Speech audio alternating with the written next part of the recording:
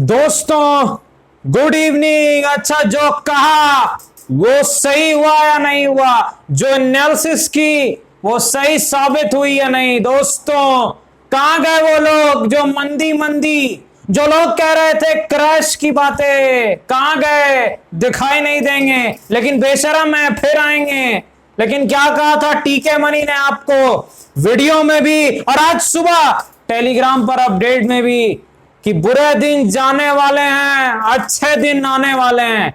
और टेलीग्राम पर लेवल भी बताया भाई, क्या कहा था? 13,600 के आसपास ये सपोर्ट है। बस मार्केट बजट से पहले 11 बजे से पहले टिक जाए तो 14,000 के ऊपर, 14,000 के ऊपर। आज तो सब 14,000 बोल रहे हैं, 14,000 बोल रहे हैं। उस समय किसी में हिम्मत थी क्या? सुबह 8 बजे 14,000 बोलने की भी किसी में हिम्मत नहीं थी। सब लोग 12,000 नीचे के टारगेट में सब तैयार, ऊपर बोलने में सबको डर लग रहा है भाई गिरेगा ही, मान के बैठे थे। और क्या हुआ? 14,000 जो मैंने कहा था उसके प्लस भी जा सकता है और उससे काफी ऊपर भी गया। सुबह जिस वक्त मेरे ख्याल से मार्केट ओपन नहीं हुआ था, 8:30 बजे के आसपास ही मैंने आपसे चर्चा की थी और मार्केट ने फिर से एनालिसिस को रिस्पेक्ट किया हर बार की तरह। और दोस्तों चर्चा की शुरुआत करते हैं। स्वागत है आपका आपके अपने चैनल टीके मनी में। मेरा नाम है त्रिभुवन, सर्टिफाइड इन इक्विटी डेरिवेटिव्स में। जो नए लोग हैं वो पुराने लोगों की तरह टेलीग्राम चैनल पर आ सकते हैं। 4,300 मेंबर्स टेलीग्राम पर पहले से मौजूद हैं। अगर आप चाहें आप टेलीग्राम का हिस्सा बन सकते हैं। आपको टीके मनी सर्च करना है, टेलीग्राम पे जाना है, टीके मनी सर्च करना है और आ जाना है टेलीग्राम पर अगर आप चाहें तो टीके मनी सर्च करके। चलिए चर्चा की शुरुआत करते हैं। सबसे इंपॉर्टेंट निफ्टी की चर्चा। लेकिन एक चीज, बहुत बहुत धन्यवाद, मेरी तबीयत जो बिगड़ी थी, काफी ज्यादा आपके कमेंट्स और मैसेज मेरे पास आए हैं कि कहीं ना कहीं जो है वेल विशेष आए कि मैं जल्दी ठीक हो जाऊं। लेकिन मैं 100% नहीं ठीक हुआ, बता दूं आपको 50% पे हूं अभी। कहीं ना कहीं और रेस्ट की जरूरत है, लेकिन कहीं ना कहीं एक इंपॉर्टेंट है तो मैं जरूर आ गया। चर्चा करेंगे निफ्टी की। सबसे पहले लगे निफ्टी की एनालिसिस पे। सबसे पहले आज सुबह जो चर्चा हुई हमारी, मैंने क्या कहा था आपको? 13,600 के आसपास मैंने आपको कहा था एक इंपॉर्टेंट सपोर्ट लेवल है। देखिए एक्सपीरियंस क्या चीज होती है। मैंने आज आपको कोई रेजिस्टेंस नहीं बताया, मैंने कहा ना कोई रेजिस्टेंस नहीं, सपोर्ट बताया कि 13,600 पे एक टेक्निकल सपोर्ट है। बस इसके ऊपर मार्केट को रहना है और 14,000 पार करेगा। सोच लीजिए गिरते हुए मार्केट में मैंने कहा 400 पॉइंट ऊपर जाएगा, 400 पॉइंट ऊपर। और हुआ क्या? 400 पॉइंट तो गया ही दोस्तों, उसके बाद 700 पॉइंट ऊपर गया, यानी टोटल 700 पॉइंट ऊपर गया। निफ्टी ने बिल्कुल हर बार की तरह हमारी एनालिसिस को रिस्पेक्ट किया और तोपों की सलामी दी है। गजब की तेजी आई है मार्केट में और निफ्टी में खासकर जो है।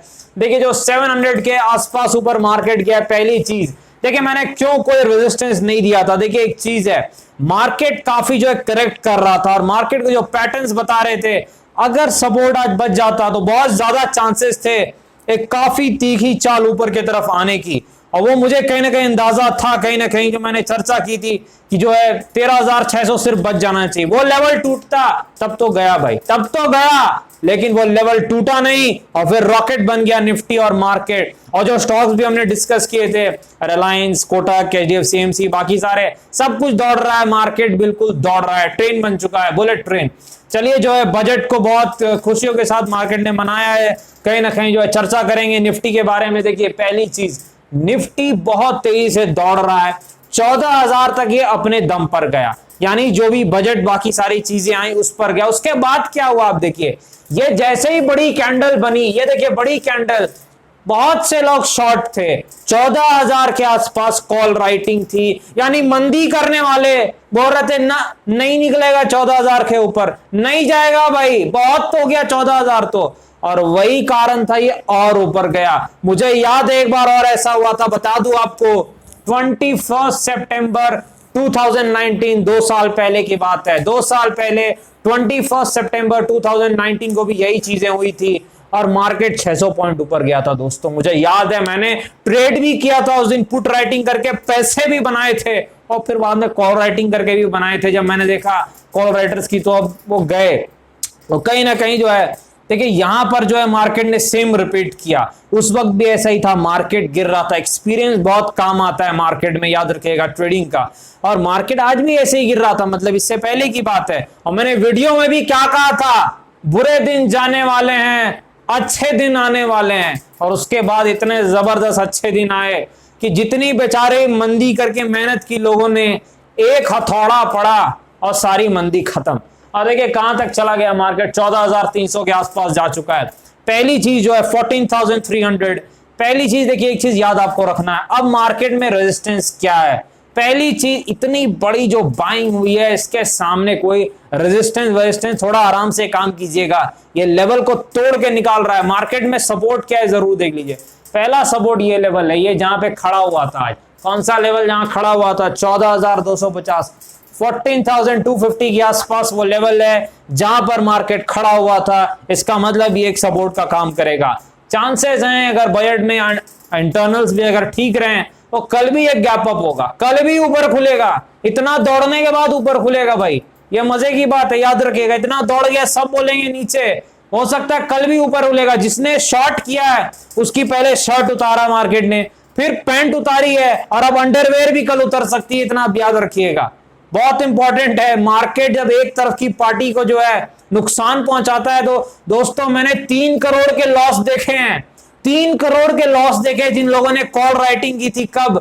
21 सितंबर 2019 को, यानी जिन लोगों ने मंदी की थी, 3 करोड़ के लॉस मैंने देखे हैं लोगों के। तो याद रखिएगा, मार्केट अभी जब गजब की जो पिटाई कर रहा है तो बहुत गजब पीटेगा जो मंदी कर रहे हैं उनको। लेकिन याद रखना है, दौड़ चुका है भाई, दौड़ चुका है। प्रॉफिट बुकिंग भी जरूरी है, बहुत जरूरी है प्रॉफिट बुकिंग। नीचे लिया है तो ऊपर तो खाना पड़ेगा भाई। ऐसे नहीं है कि नीचे ले लिया बाद में मलाई नहीं खाएंगे, मलाई खानी पड़ेगी। पहली चीज, 14,500 एक रेजिस्टेंस का काम कर सकता है। 14,500 एक मानसिक लेवल है, कहीं ना कहीं एक रेजिस्टेंस का काम करेगा, हाँ करेगा।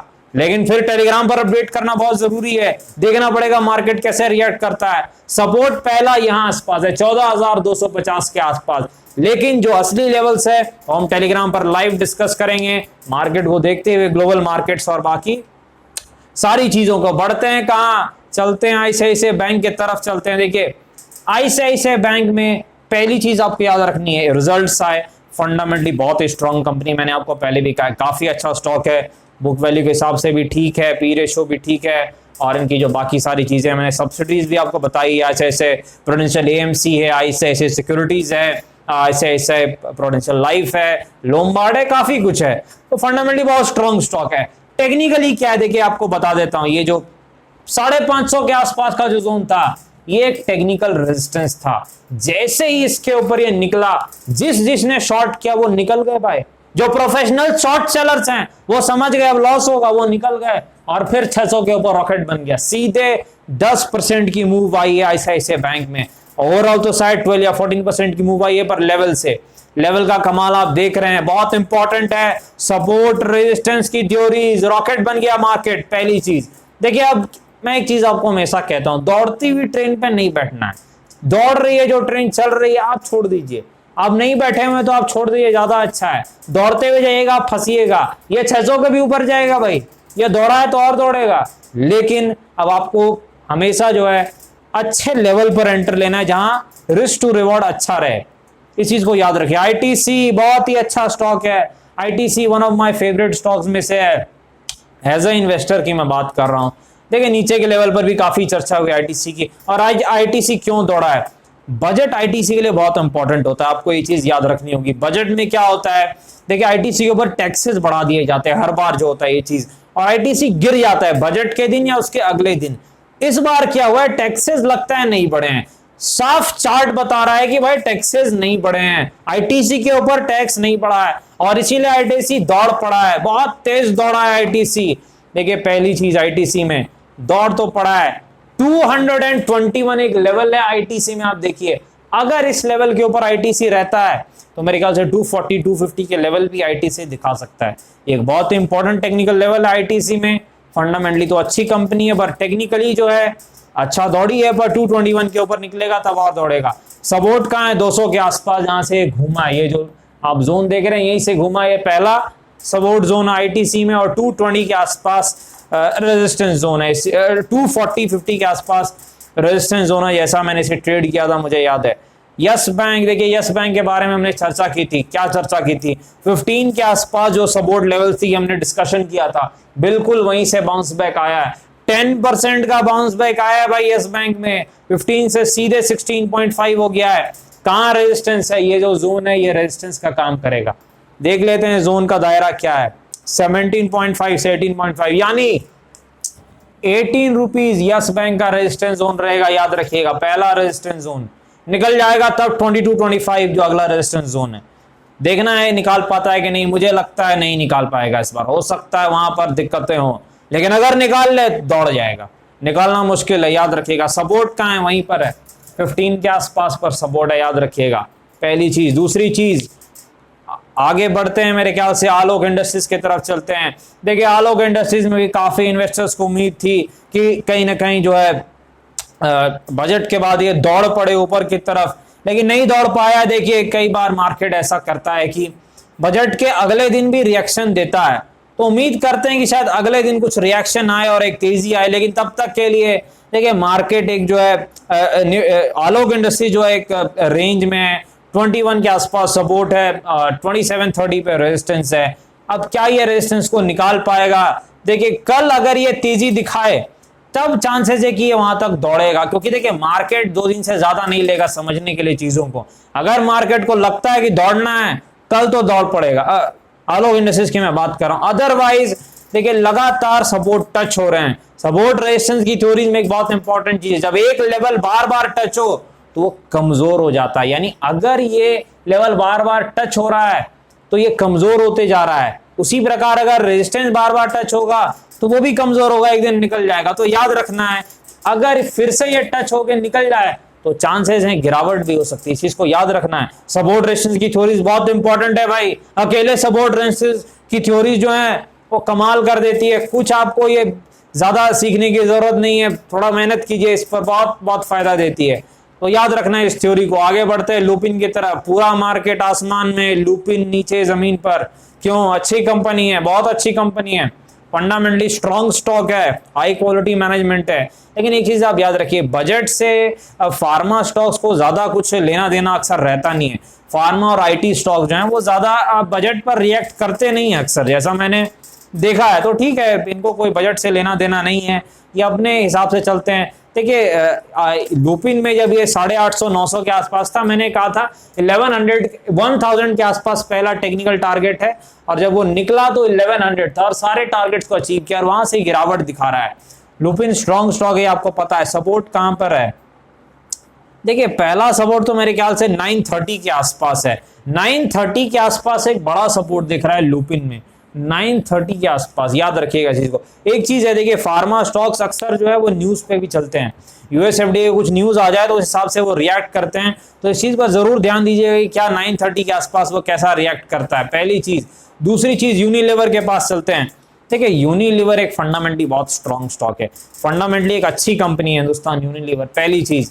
दूसरी चीज क्या है कि रिजल्ट के बाद ये गिरावट दिखा रहा है, रिजल्ट कहीं ना कहीं ठीक है, कोई इतने खराब नहीं जैसी ये गिरावट दिखा रहा है, और अब ये बहुत बड़े सपोर्ट के आसपास आ रहा है। देखिए यूनिलीवर का एक बड़ा सपोर्ट है 2100 से लेके 2200 के बीच में, अगर इसके बीच में निकल आ जाता है तो मेरे ख्याल से मैं यूनिलीवर पर एक पॉजिटिव पोजीशन बनाने का जरूर प्रयास करूंगा। हिंदुस्तान यूनिलीवर की बात मैं कर रहा हूँ, फंडामेंटली स्ट्रॉन्ग स्टॉक है, लॉन्ग टर्म कोर पोर्टफोलियो का स्टॉक है, बड़े इन्वेस्टर इसे निचले लेवल पर रखते हैं, और 2100-2200 के आसपास मिलता है, मेरे ख्याल से मैं इसे देखना जरूर पसंद करूंगा। एक अच्छा स्टॉक ठीक लेवल पर मिल जाएगा, क्योंकि 2100-2200 एक अच्छा सपोर्ट जोन भी है हिंदुस्तान यूनिलीवर के लिए, तो जरूर हम इस पर ध्यान देंगे। तो डिस्क्लेमर आपको पता है, वीडियो एजुकेशनल और इन्फॉर्मेशनल पर्पस के लिए, कृपया फाइनेंशियल एडवाइस से बातचीत करके फैसले, बाजार में काफी जोखिम है, थोड़ा ध्यान से काम करें। धन्यवाद।